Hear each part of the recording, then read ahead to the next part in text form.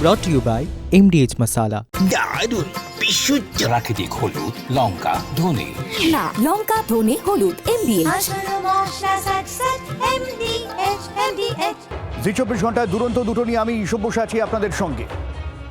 গত কয়েকদিন ধরে লাগাতার জি 24 ঘন্টায় আমরা দেখিয়েছি সেবাশ্রয় শিবিরে চিকিৎসার নামে কি চলতো। তোলাবাজির একটা ঠেক বানিয়ে রেখেছিলেন ভাইপো অভিষেক বন্দ্যোপাধ্যায়। সাধারণ মানুষকে দিনের পর দিন চিকিৎসার নামে তাদের শরীর স্বাস্থ্য নিয়ে ছেলেখেলা করা হয়েছে।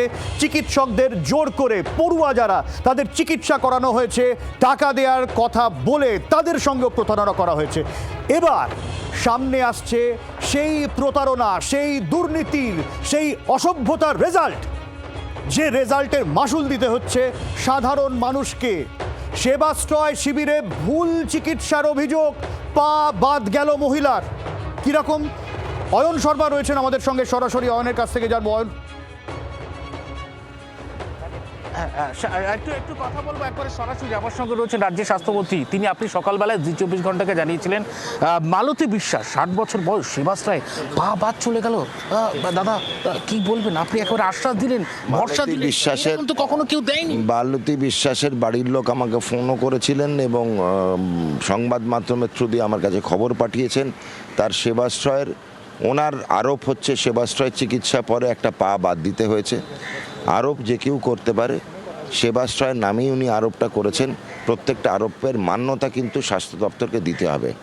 আপনাদের থ্রু দিয়ে, সংবাদ মাধ্যমের থ্রু দিয়ে আমি ওনার কাছে এই বার্তাটা পৌঁছে দিতে চাই, যার যদি মনে হয় কোনো চিকিৎসাজনিত আরোপ আছে, দয়া করে স্বাস্থ্য দপ্তর, ওয়েস্ট বেঙ্গল মেডিকেল কাউন্সিল এগুলোর দ্বারস্থ হন। আমাদের দরজা খোলা আছে, প্রত্যেকটা যা যা আছে ওনাদের কমপ্লেন করুন, তদন্ত হবে। শেষ প্রশ্ন, যখন এই পা বাদ গেছে সেই সময় পরিবারের সদস্যদের তরফ থেকে অভিষেক বন্দ্যোপাধ্যায়ের অফিসে গিয়েছিল। সেখানে বলা হচ্ছে এই পা কেটে যাওয়ার মতো ঘটনা, বাদ দেওয়ার মতো ঘটনা সামান্য ঘটনা, ছোট ঘটনা, এখন দেখা করা যাবে না অভিষেক বন্দ্যোপাধ্যায়ের সাথে। ওনাদের কাছে সবগুলোই ছোট ঘটনা। ওদের বড় ঘটনা হচ্ছে কিভাবে পকেটটা ভর্তি করা যায়। হ্যাঁ, ওদের সব বড় ঘটনা হচ্ছে কি করে মাটি খুঁড়ে 6.5 কিলো থেকে 2.5 কিলো সোনা পাওয়া যায়। ওদের বড় ঘটনা হচ্ছে কার ভূগর্ভের নিচে সোনার পালঙ্ক থাকে। ওদের বড় ঘটনা হচ্ছে কিভাবে কাদের বান্ধবীর বাড়ির শয়নকক্ষে খাটের তলা থেকে টাকা বেরোয়। আমাদের এটাই হচ্ছে ওদের কাছে বড় ঘটনা। শিক্ষিত মানুষের পা কাটা যাবে কি আছে? আমাদের তো দুটো পা, অনেক অনেক তৃণমূল আছে তাদের দুটোর অধিকও পা পাওয়া যায়। কি কড়া পদক্ষেপের পথে স্বাস্থ্য দপ্তর? দেখবেন তদন্ত হবে, তদন্ত শুরু হয়ে গেছে। সেবাশ্রয় যারা যারা চিকিৎসক রূপেও ওখানে জড়িত ছিল তাদের ভিডিও ফুটেজ এবং স্টিল ফুটেজ আমরা পেয়েছি। তদন্ত শুরু হয়েছে। যাদের যাদের নাম আমরা পাবো তাদের কিন্তু আমরা আমাদের পুলিশ মন্ত্রণালয় বা গৃহ মন্ত্রণালয়, স্বরাষ্ট্র মন্ত্রণালয়, রাজ্য সরকারের পৌঁছে দেওয়া হবে। আমি কথা বলছিলাম, দেখো স্বাস্থ্যমন্ত্রীর সঙ্গে জি 24 ঘন্টার খবর দেখে স্বাস্থ্যমন্ত্রীকে সরাসরি ফোন করেছিলেন একেবারে এই মালতী বিশ্বাসের পরিবার। তিনি একেবারে ফোন করে গোটা বিষয় কিন্তু জানিয়েছেন। আমি একটু ব্যাকগ্রাউন্ডটাও জানতে চাইবো যে ঠিক কি অভিযোগ উঠেছিল। দেখো তোমাকে বলে রাখি, মালতী বিশ্বাস মহেশতলার 7 নম্বর ওয়ার্ডের বাসিন্দা। তাকে নিয়ে যাওয়া হয়েছিল সেবাশ্রয়ের ক্যাম্পে। তার পায়ে আর্থরাইটিসের ব্যথা ছিল, হাঁটুতে ব্যথা ছিল। প্রথমত সেবাশ্রয়ের ক্যাম্পে গেলে যে ওষুধ দেওয়া হয়, জুনিয়র ডাক্তাররা যারা ছিলেন, পড়ুয়ারা যারা ছিলেন, তারা ওষুধ দিয়েছিলেন। ভুল ওষুধ দেওয়ার কারণে তার পায়ের যন্ত্রণা বেড়ে যায়।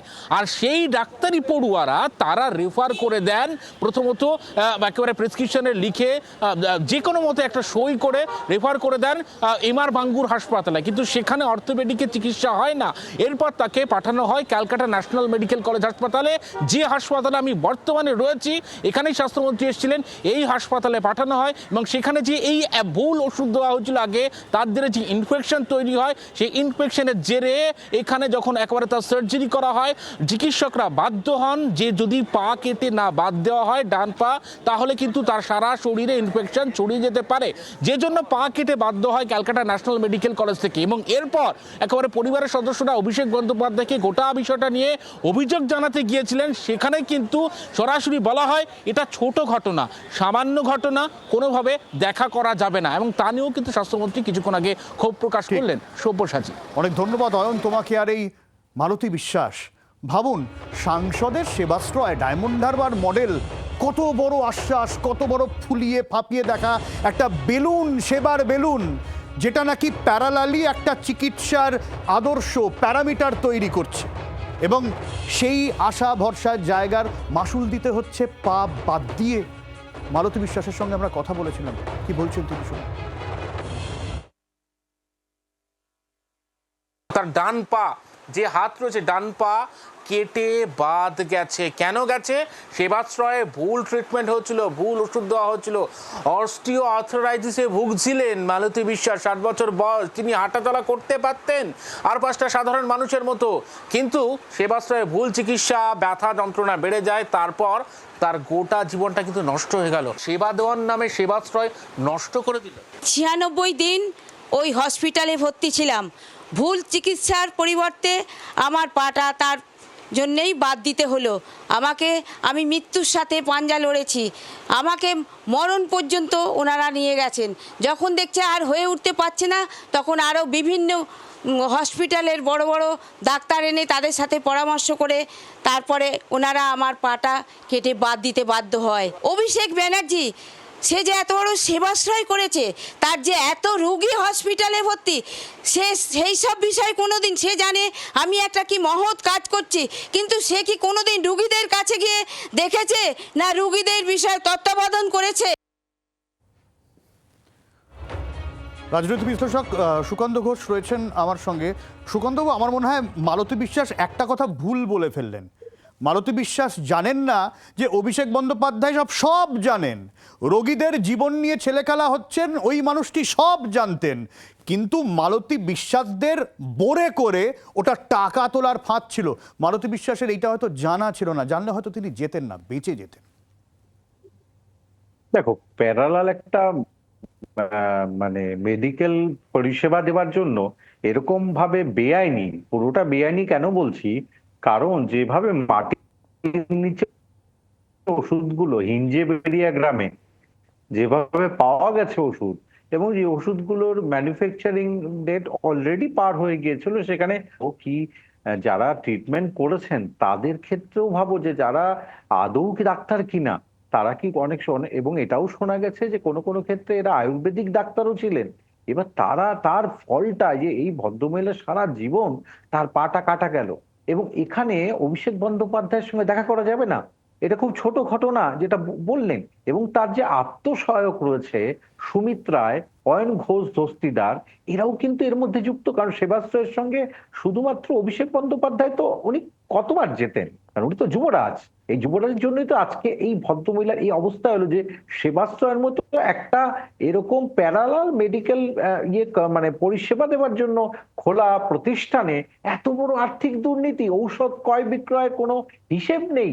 কে ঔষধ ক্রয় করলো? সরকারি, এবং নবান্ন বলেছিল যে এটার কোনো মানে তাদের কাছে কোনো রকম দলিল দস্তাবেজ নেই, তাদের থেকে কোনো ফান্ডও দেওয়া হয়নি। তাহলে কি সরকারি বেসরকারি উৎসটা কি টাকার? এই যে ক্রয়টা করা হয়েছে ওষুধ, এই যে ডাক্তাররা যারা এসেছিলেন, ভাবো একটা সাধারণ মানুষ, সে কিন্তু জানে না, বোঝে না, তার পক্ষে সবসময় বোঝা সম্ভব নয় যে তিনি কি certified doctor or not certified doctor. তাহলে সব্যসাচী বা চিকিৎসাটাকেও কোন জায়গায় পৌঁছে দিয়েছে অভিষেক বন্দ্যোপাধ্যায়। আমার তো সুকান্তবাবু অবাক লাগে, অভিষেক বন্দ্যোপাধ্যায় সার্বিকভাবে সবকিছুই পৌঁছে দিয়েছেন অন্যান্য জায়গায়। এবং দেখুন, ওই পিসি মমতা বন্দ্যোপাধ্যায়ের ছোট ঘটনা বলার যে অভ্যেস, আর এই ভাইপোর সাঙ্গপাঙ্গদের মধ্যেও এই ছোট ঘটনা বলার অভ্যেসটা পৌঁছে গেছে, যে পা কেটে বাদ দেওয়া হয়েছে। আপনি চিকিৎসা করতে গিয়ে যদি ভুল চিকিৎসায় পা কাটা যায়, ওটা ছোট ঘটনা। ভাইপোর সাঙ্গপাঙ্গরা সেভাবে স্ট্যাম্প ফেলে দিচ্ছেন। মালতী বিশ্বাসের ছেলের বক্তব্য শুনুন। 6 ফেব্রুয়ারি 2025 সালে আমাদের স্থানীয় সংগঠন মহেশতলা মিউনিসিপ্যালিটি 7 নম্বর ওয়ার্ডে আলোক সঙ্গে সেখানে অভিষেক বাবুর ক্যাম্প বসেছিল।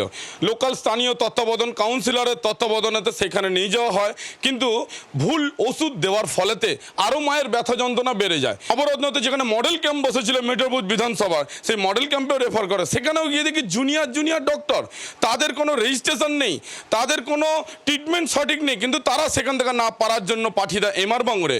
অভিষেক ব্যানার্জির পিএ অয়ন, আমি বারবার আপনাদেরকে বলতে চাই, এই অয়ন কোনো মতে আমাদেরকে দেখা করতে দেয়নি। তিনি আমাকে বারবারই বলেছিল এই সামান্য ছোট ব্যাপার নিয়ে স্যারের সঙ্গে দেখা করা যাবে না।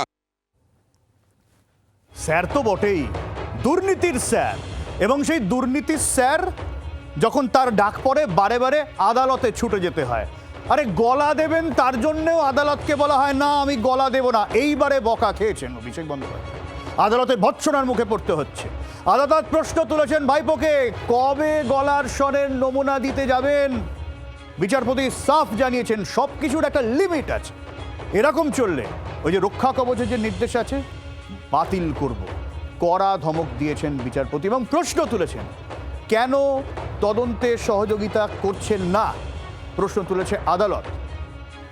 এবং অভিষেক বন্দ্যোপাধ্যায় আর কি কড়া কথা শুনতে হলো তাকে, মামলার কি গতি প্রকৃতি জানবো। অর্ণবাংশু রয়েছেন আমাদের সঙ্গে সরাসরি। অর্ণবাংশু, দেখো অভিষেক বন্দ্যোপাধ্যায় তুমি যেটা বললে যে নাছোড়বান্ধাই ছিল তিনি গলার স্বরের নমুনা দেবেন না, কিন্তু আদালত বুঝিয়ে দিয়েছে যে একটা লিমিট থাকা দরকার এবং তিনি যে এখান থেকে প্রোটেকশন নিয়ে অন্য কোর্টে গিয়ে মামলা করছেন রিভিশনের জন্য, অর্থাৎ সেই বিজ্ঞপ্তি বা নির্দেশ বাতিল করার জন্য, সেটা আদালতকে অবমাননা করা।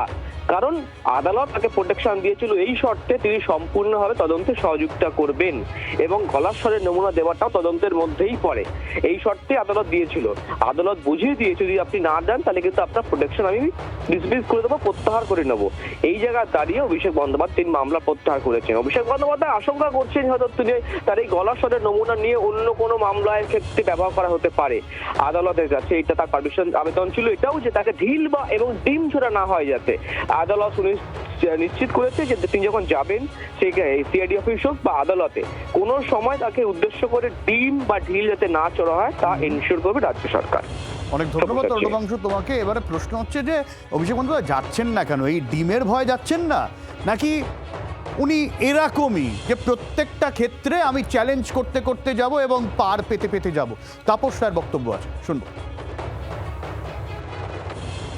কেন যে দেবো না বলে মামলা করে, কেন যে প্রত্যাহার করে, আমি এগুলো বুঝে পাই না। নিজের বুদ্ধি না, ওই বুদ্ধিদাতারা পরামর্শদাতারাও তো সাংঘাতিক। তবে তদন্তের স্বার্থে তো দেওয়া উচিত। আমার যদি কণ্ঠ নিয়ে কোনো সমস্যা না থাকে তাহলে আমি কণ্ঠস্বরের পরীক্ষা দেব না কেন? আসলে সমস্যাটা হচ্ছে ওর কণ্ঠে কাঁটার মালা। রাজনৈতিক ব্যক্তি, জনপ্রতিনিধি, পদাধিকারীদের এদের গলায় ফুলের মালা সৌজন্য পায়, ফুলের মালাই থাকা উচিত। তো ওর কণ্ঠে কাঁটার মালা, তাই ওর অসুবিধা দিতে। আর এক মন্ত্রী ইন্দ্রনীল খাঁ কি বলছেন শোনাই।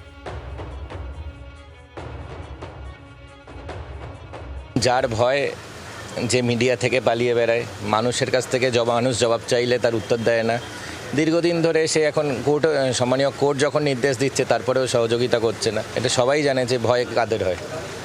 যারা চোর তাদের ভয় হয়, যারা ডাকাত তাদের ভয় হয়, যারা সৎ মানুষ তারা কখনো আইনকে ভয় পায় না। পুলিশের থেকে কখনো সাধারণ মানুষ ভয় পায় না। সাধারণ মানুষ আশাবাদী হয় যে পুলিশ আছে, পুলিশ প্রশাসন সাধারণ মানুষের জন্য। সেখানে যিনি ভয় পাচ্ছেন বুঝতে হবে তার মন কোন দিকে আছে। সুকান্তবাবু, বাংলাটা চলতি কথা, আমি জানি না টিভিতে কথাটা বলা উচিত কিনা, কিন্তু আমি আর বিকল্প কোনো শব্দ পাচ্ছি না। ঠ্যাঁটামো, এই ঠ্যাঁটা কি ভাইপো?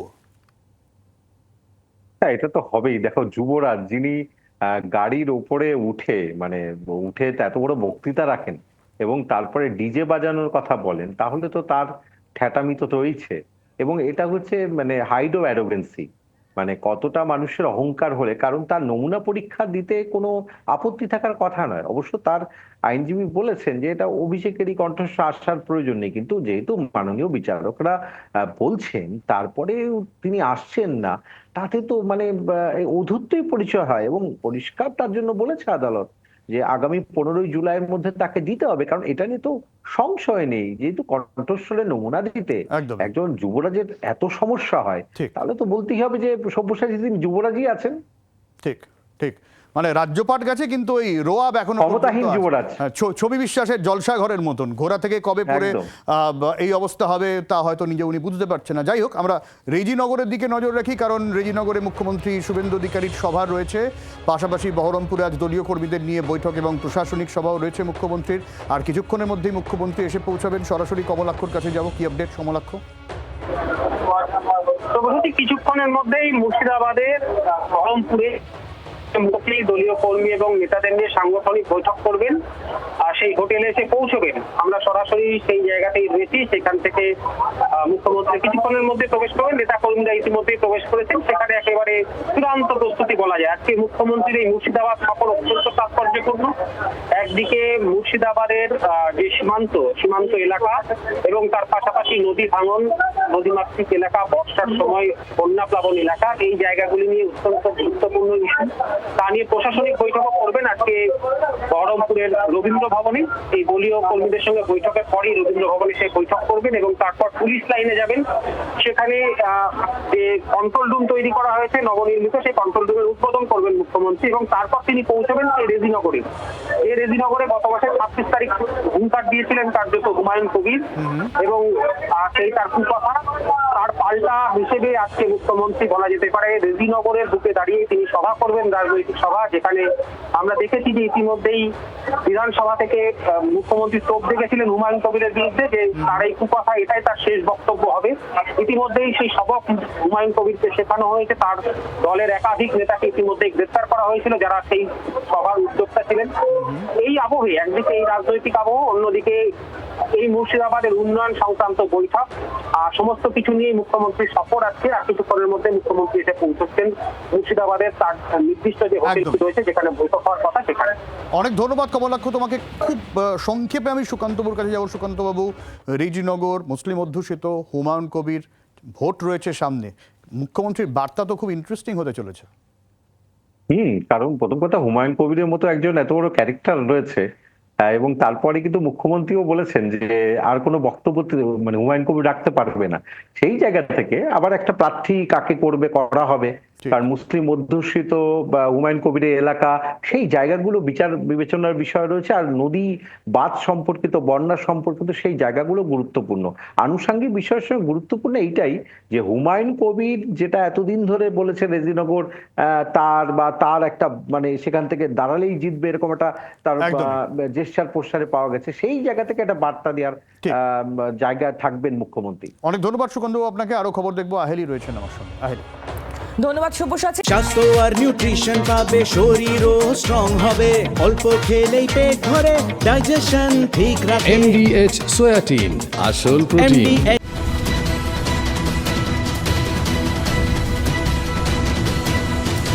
brought to you by MDH Masala।